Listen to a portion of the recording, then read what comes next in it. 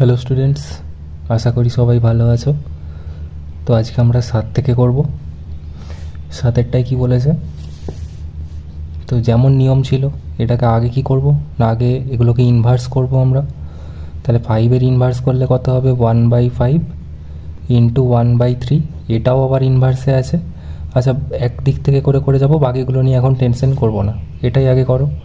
তাহলে যদি এটাকে আমরা ইনভার্সে, আর তো করার কিছু নেই, তাহলে গুণ করে দেবো, মানে 1/3 5 15, 1/15 তার ইনভার্স ডিভাইডেড বাই 6 ইনভার্স। তাহলে এবার বলো, যদি 1/15কেও আবার ইনভার্স করি তাহলে কী হবে, এটা আবার উল্টে যাবে। তাহলে আবার উল্টে গেলে কী হয়ে যাবে, শুধু 15 হয়ে যাবে, আর এটা কি হয়ে যাবে, ডিভাইডেড বাই 6-এর ইনভার্স মানে 1/6। আচ্ছা, আমরা জানি ডিভাইড করতে গেলে কি করতে হয় না, মাল্টিপিল করে উল্টে দিতে হয়, মানে 15 ইন্টু 6 হয়ে গেল। তাহলে 15 ইন্টু 6 মানে কত, 90। তাহলে এর অ্যান্সার কত হবে, 90। আচ্ছা, 8-এর দেখো, এটাই ভ্যালু বার করতে বলেছে। আচ্ছা, প্রথমেই 2 টু দি পাওয়ার 0-এর ভ্যালু কত, সামথিং টু দি পাওয়ার 0 মানে 1, এটা 1 বসিয়ে দিলাম। প্লাস 3-এর ইনভার্স মানে কত, 1/3 ইন্টু 3 স্কোয়ার মানে কত, 3 3 9, মানে এখানে 9 বসিয়ে দিলাম।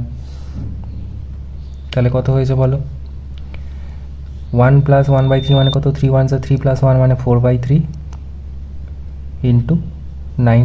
তাহলে 3 3 9, মানে 3 4 12। তাহলে এটার অ্যান্সার কত হবে, 12। 2-এরটাই কী হবে বলো, 2 ইনভার্স মানে 1/2 ইন্টু 3 ইনভার্স মানে 1/3 divided by 2 to the power -3 মানে 1/2 কিউব।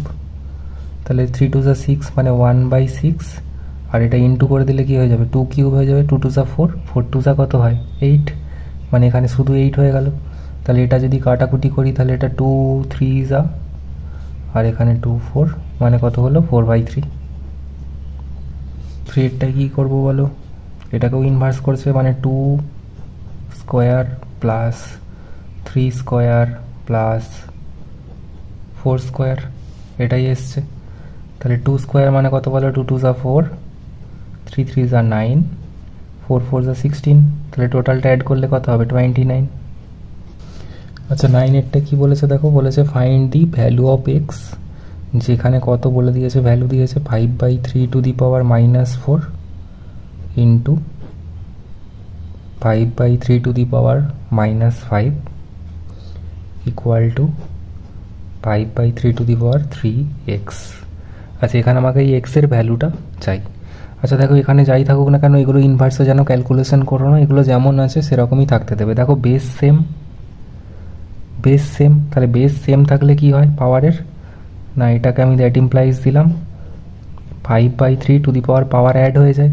তাই বলো, -4 আর -5 অ্যাড করলে কত হবে, -9 হয়ে যাবে। তাহলে -9 equal to 5/3 two the power 3x। আচ্ছা, আমাকে একটা জিনিস বলো তো, এটা ইকুয়াল কখন হবে, বেস তো সেম, আমি বলছি এখানে 2 টু দি পাওয়ার ধরো 3 আছে, এর সাথে ইকুয়াল আমি কখন লিখতে পারবো যে 4 টু দি পাওয়ার সামথিং লিখলে এটা ইকুয়াল হবে না, যদি ভ্যালু সেম হয়। মানে এখানে 4 টু দি পাওয়ার যদি 2 টু দি পাওয়ার 3 মানে কত, 2 ইন্টু 2 ইন্টু 2, মানে 4 টু দি পাওয়ার যদি আমি কিছু করি তাহলে কি হবে, এখানে হবে না। কিন্তু হ্যাঁ, এখানে বেস যদি সেম থাকে, 2 টু দি পাওয়ার ধরো এটাকে 3 না, আর একটু বেশি নিয়ে নাও, 8 নিয়ে নাও, তাহলে এটাকে যদি বলি আমি 2 to the power 4 plus 2 to the power 4, তাহলে হবে না ইকুয়াল। তার মানে কি, এর দেখো বেস যদি সেম থাকে তাহলে আমাকে শুধু পাওয়ারগুলো দেখতে হচ্ছে, যে পাওয়ারের কি চেঞ্জ হচ্ছে। এখানে 4 + 4 করলে 8 হয়ে যাবে, তাহলে এটাও 8 হয়ে যাবে, তবেই তো সমান হবে। তাহলে বেস যদি সেম হয় আমাকে শুধু পাওয়ারটা ইকুয়াল করলেই হবে। তাহলে এখানেও বলো বেস তো সেম আছে, তাহলে আমার পাওয়ারটাও নিশ্চয়ই ইকুয়াল হবে, তবেই না এটা ইকুয়াল ভ্যালু বেরোবে। তাহলে আমি কি লিখতে পারি না, according to condition -9 equal to 3x, এটা আমি লিখতেই পারি। তাহলে দ্যাট ইমপ্লাইজ এক্সের ভ্যালু কত হবে না, 3টা দিকে চলে এলে কত হবে, -9/3, মানে -3, এক্সের ভ্যালু হবে -3। আচ্ছা, 10-এরটা কী বলেছে, find the value of x, আবার এই একই জিনিস করো। কি ভ্যালু দিয়েছে, 4/9 টু দি পাওয়ার 4 ইন্টু 4/9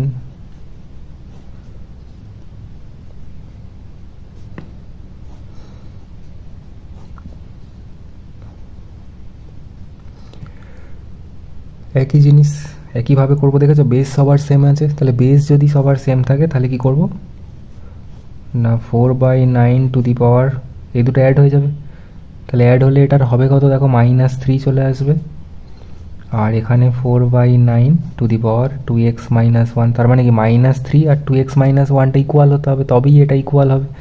তাহলে অ্যাকর্ডিং টু কন্ডিশন আমরা কি লিখতে পারি -3, আচ্ছা এটা একটু উল্টে দিকে লেখো, মানে 2x - 1 ইকুয়াল টু -3, তাতে কি হয় এক্সটারই তো আমার ভ্যালু চাই, নাহলে এক্সকে আবার লেফট সাইডে অনেকের অসুবিধা হতে পারে।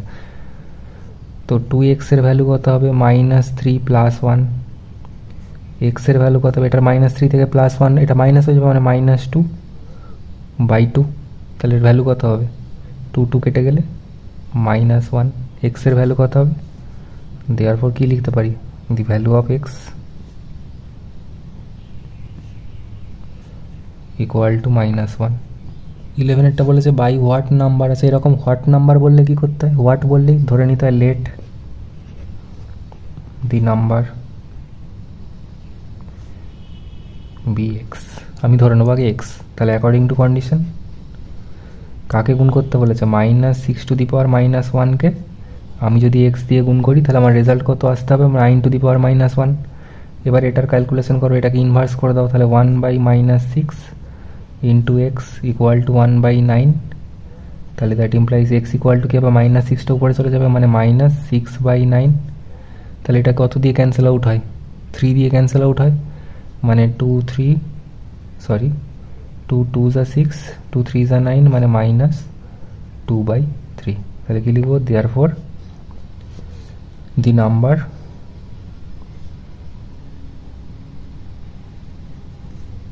will be -2/3।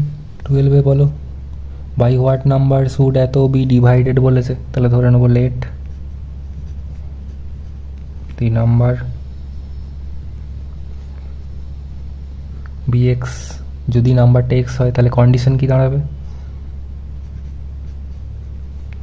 না -2/3 to the power -3 divided by x করলে রেজাল্ট কত আসবে বলেছে না 4/27 টু দি পাওয়ার -2,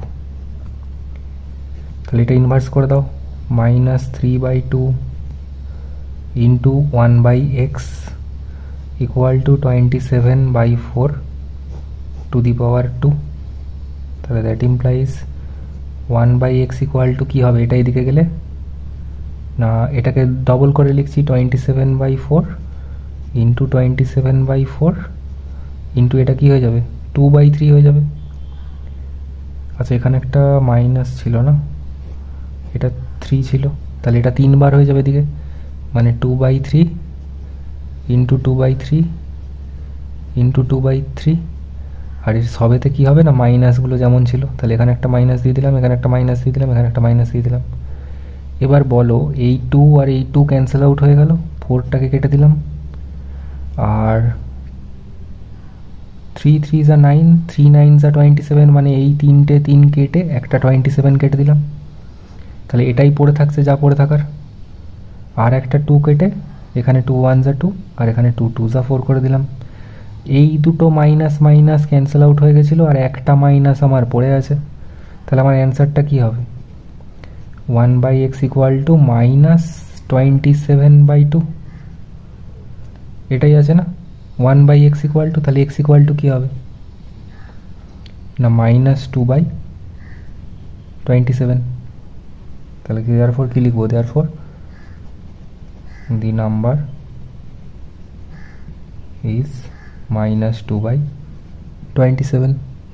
13 বলেছে ইফ 5 টু দি পাওয়ার এটা ডিভাইডেড বাই এটা equal to 125 find the value of x.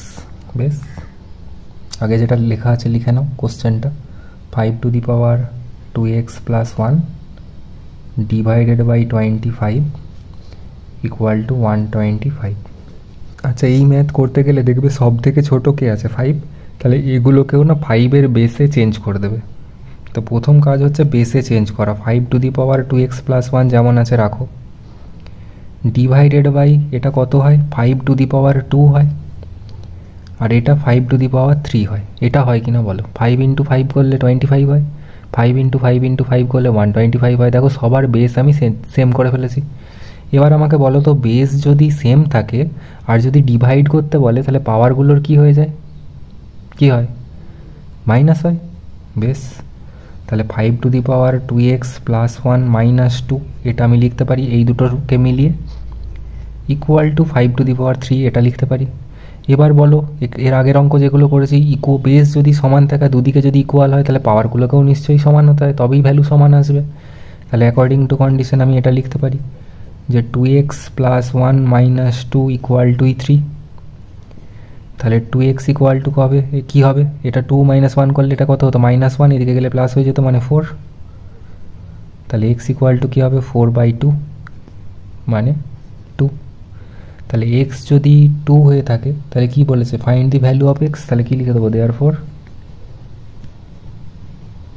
The value of x = 2।